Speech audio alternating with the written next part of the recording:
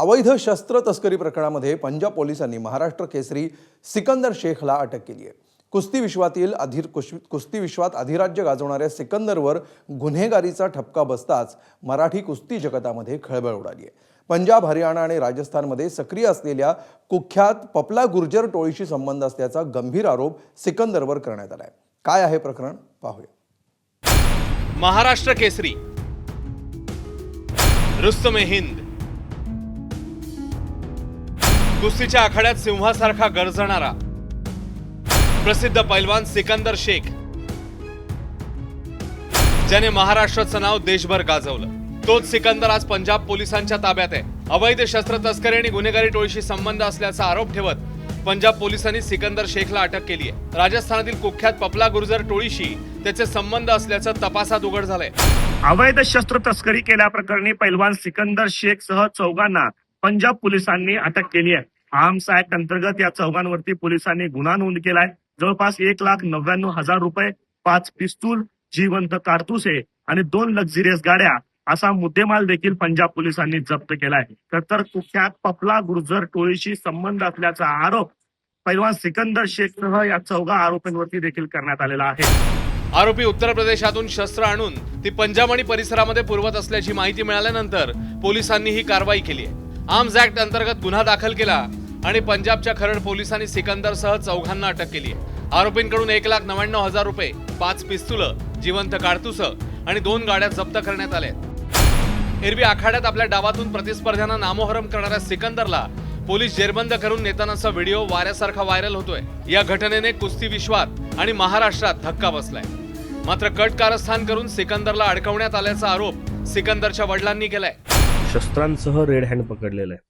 तुम्हाला काय वाटतं, हे सगळं असं शक्य आहे? नाही, शक्य नाही। कसं आहे, त्याचं कोणाचं तर त्याला तरी तिने तिथं पंजाबमध्ये कोणी तर बाबा की त्याला ही करून काय तर फसवलं गेलेलं आहे। त्याला ही असं करणार नाही। काय करायचं, आम्हाला गरीब माणसं आहे, आम्ही सगळ्याची पाया पडून खाणार माणसं। आमच्या धर्मात पहिल्यापासून आलंच नाही, आम्ही कोणाला शिवी दिली नाही ना। असलं धंदा करायला काय आम्हाला ही लागलं, देवानं दिलंय बाबा की कष्टानं कमवलं आणि कष्टाचं तसं पुरतं, तसं असं हरामचं बापानंच कमवलं, हरामचं तर लेक कसं कमवून हरामचं। लेकरांना कष्ट करून नाव करवले, जगात नाव केले जगात।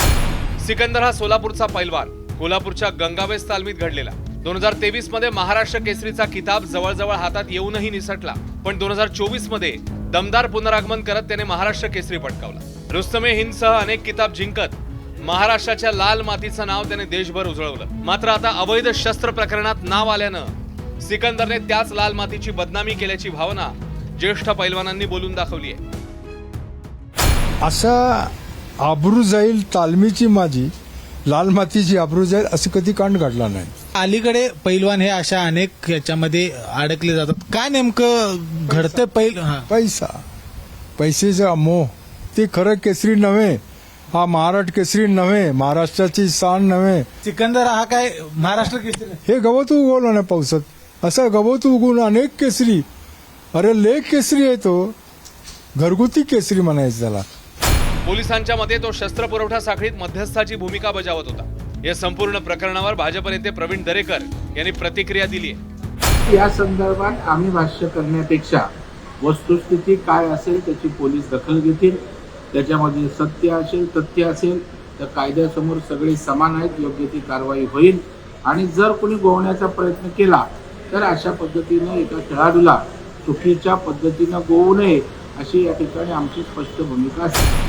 कुस्ती म्हणजे महाराष्ट्राची शान, लाल मातीच्या परंपरेचा अभिमान।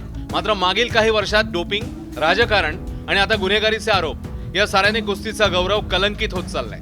सिकंदरवर असलेले आरोप गंभीर आहेत। पुरावे, चौकशी आणि त्यानंतर न्यायालय अंतिम सत्य ठरवेल, पण महाराष्ट्राच्या कुस्तीच्या अखंड गौरवाला हा मोठा धक्का आणि बट्टा आहे, हे मात्र नक्की। आफताब शेख, एबीपी माझा, सोलापूर। एबीपी माझा, उघडा डोळे बघा नीट।